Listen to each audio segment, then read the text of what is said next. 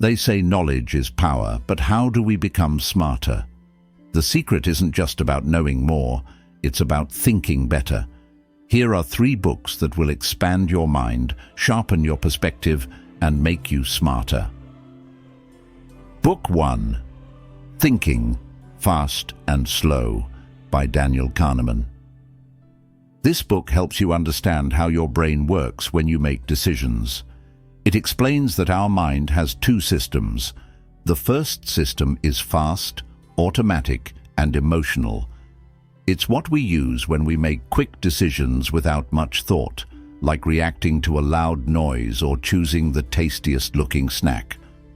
This system is great for everyday decisions, but it often leads to mistakes because it relies on instinct and shortcuts. The second system is slow, careful, and logical. It's the part of our brain we use when we solve a math problem, plan a big decision, or think deeply about something. This system takes more time and effort, but helps us make smarter, more thoughtful choices. Kahneman also explains how these 2 systems interact and why we sometimes make poor decisions.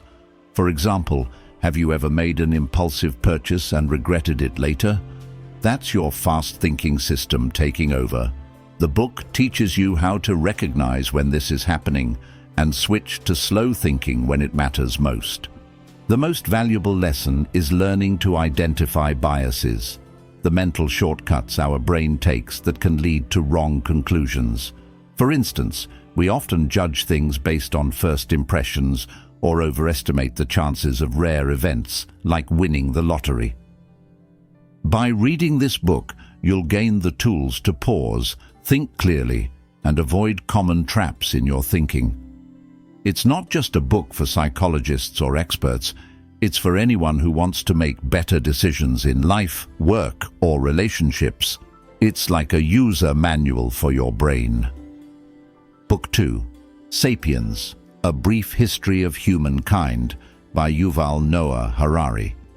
This book takes you on a journey through the entire history of humanity, from the very beginning to the modern age. It's not just a history book, it's a guide to understanding how humans became the most powerful species on Earth and why the world is the way it is today. Harari starts by explaining how humans, or Homo sapiens, began as just another species of animal living in small groups, hunting and gathering to survive.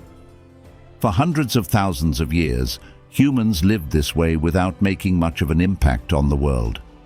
But then something extraordinary happened, the cognitive revolution.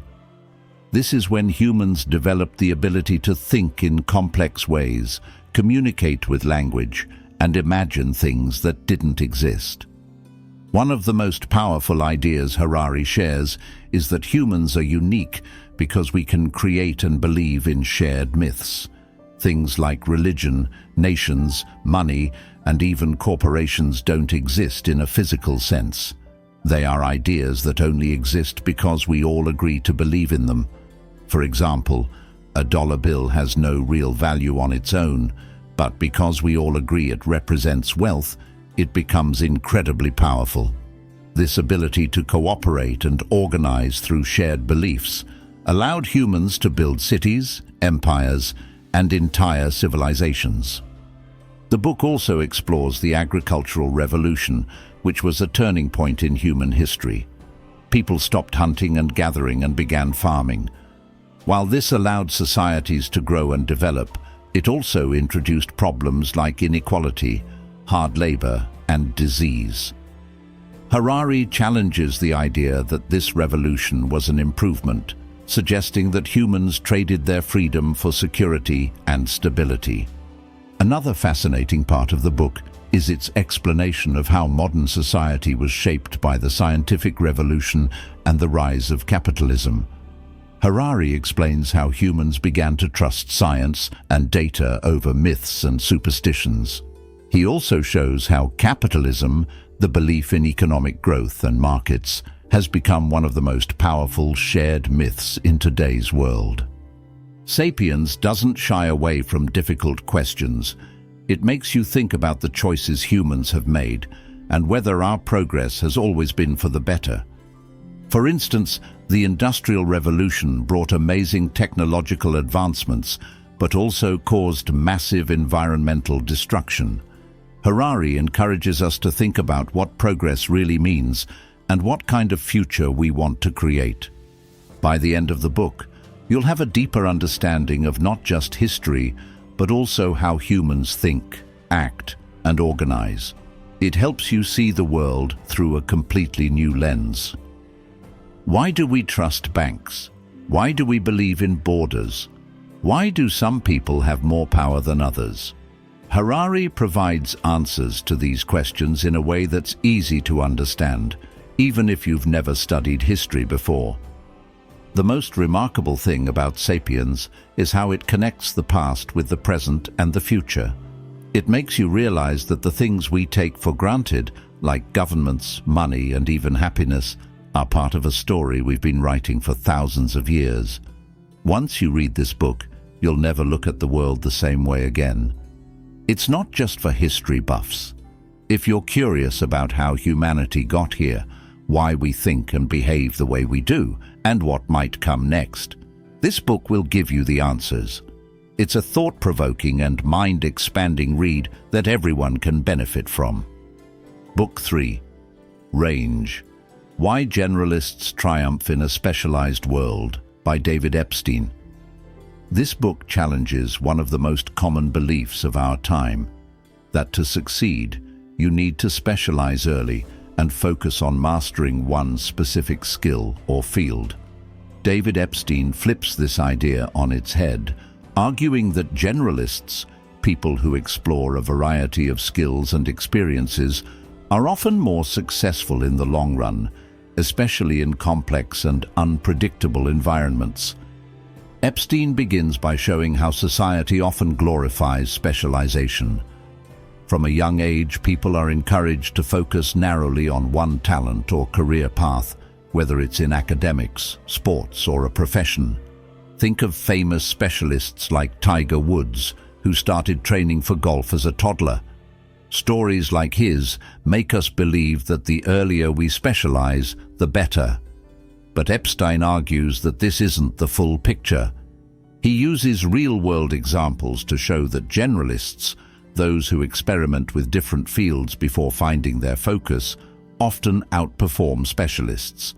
One example is Roger Federer, who explored multiple sports before settling on tennis.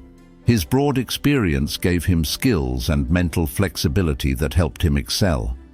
Another example comes from innovation. Some of the most creative breakthroughs come from people who combine knowledge from different fields, not just from experts working in isolation. One of the key arguments of the book is that the world is becoming more complex and interconnected, and this makes generalists more valuable. Specialists are great at solving specific problems within a narrow field, but generalists are better at connecting the dots between different areas of knowledge. They can approach problems with a fresh perspective, which often leads to more creative and innovative solutions. Epstein also discusses how generalists thrive in environments where learning is wicked rather than kind. A kind environment is predictable, like playing chess or hitting a golf ball. The same rules apply every time, and practice makes perfect. In contrast, a wicked environment is messy and unpredictable, like managing a business, raising children, or solving global problems. In these situations, the ability to adapt, learn new things, and think broadly is much more important than narrow expertise. The book dives into how modern education and career paths often don't encourage this kind of adaptability. Many people feel pressured to stick to one path early on, even if it doesn't suit them. Epstein argues that exploring different options, whether it's changing careers, learning a new skill, or pursuing a hobby, can actually make you more successful and fulfilled in the long term. One fascinating section of the book explores the concept of sampling periods. This refers to the time people spend trying out different things before committing to a specific path. Epstein shows that successful generalists often have longer sampling periods, during which they explore various interests, develop a wide range of skills, and learn how to think in diverse ways. This experimentation not only helps them find what they truly enjoy, but also gives them a broader toolkit to tackle challenges later on. Epstein doesn't dismiss the value of specialists entirely. Instead, he emphasizes that both specialists and generalists are important, but generalists often don't get the recognition they deserve. In fact, he points out that many of today's greatest challenges, like climate change, public health crises, or technological disruptions, require people who can think across disciplines and collaborate with others from different backgrounds. The book also provides practical advice for how to embrace a generalist mindset. Epstein encourages readers to follow their curiosity, explore their interests, and be willing to take risks, even if it means stepping away from a traditional path. He shows that being a jack of all trades doesn't mean you lack focus or discipline. It means you're building a unique set of skills that can set you apart in a world that values innovation and adaptability. By the end of Range, you'll see that success isn't about how early you start or how narrowly you focus. It's about how broadly you think, how many experiences you gather, and how you use them to solve problems in creative and meaningful ways. The book is inspiring, thought-provoking, and full of actionable insights that can help anyone rethink their approach to learning, growth, and success. If you've ever felt pressured to specialize or stick to one path, Range is a must-read. It's a powerful reminder that it's okay to explore, experiment, and take the road less traveled. Sometimes the most valuable skills and insights come from the most unexpected places. These 3 books offer powerful insights, thinking fast and slow to master your decision-making process. Sapiens, to understand the forces that shape human history and society. Range, to unlock the potential of diverse skills and experiences. Which one will you start with? Let me know. Smarter thinking leads to smarter living.